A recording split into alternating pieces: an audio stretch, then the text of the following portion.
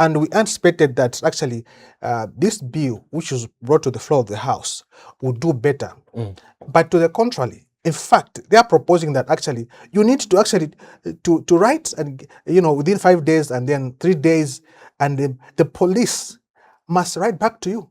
Let's look at the notification courtesy. Yes. And in that sense, we're going to look at Section 8, which practically says that approval shall be given within 3 days, and that you've put it rightly. So if you provide notice 5 days early and they respond in 3 days, you still have 2 days to mobilize. Why do you then insist on calling this suppression when the bill provides a clear timed guarantee for a response? My brother, even when there was no need for the police to give you a go-ahead, all it was required was a notice. The political space shrank. They could not allow opposition parties to have rallies. It's the same police which gave excuses, which hinges on security and so on and so forth. And now they've been given more teeth to approve or otherwise. It's even worse. But it says they have to give you reason for cancelling your event. Like you see, the previous bill, the Public Orders Act, was just requiring that you notify.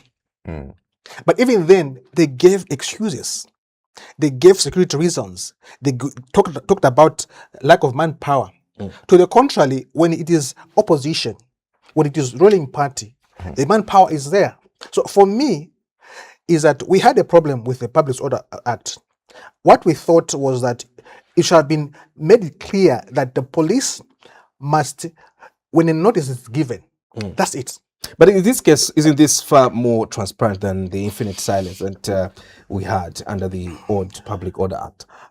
No, this is even more lethal, because the police has begun more teeth. They must approve. They must approve. They must say, okay, you to have a meeting, as it were.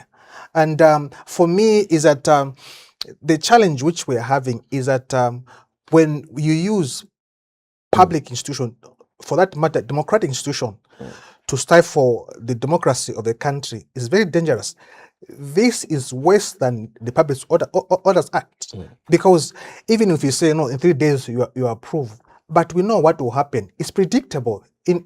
You're able to predict based on historical data what has happened in the past, and you're able to predict how the police will conduct themselves, even when there was no need for them to approve or to give just the notice.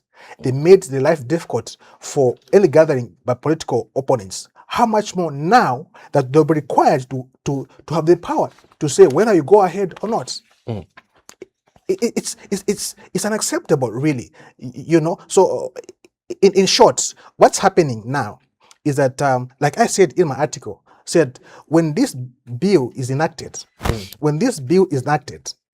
what will happen in partnership with the cyber law? The government will be able to monitor you on the cyberspace as well as physical arrival.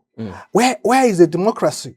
Where are we talking about that we rule by rule of the law? Because in our constitution, it provides that we must have freedom of association, freedom of assembly, and so on and so forth. But what these two pieces of law working in combination, we have no democracy, because the cyberspace, let me give an example, not the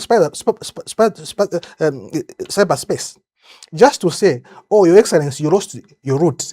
You're supposed to go this way, now you've gone this way. Someone was arrested just for that. Okay, now we are saying, okay, now we even go any further to say a gathering of 7. My family is 7. Okay, sometimes maybe we might want to go for picnic or whatever it may be. Would you need to get a permit?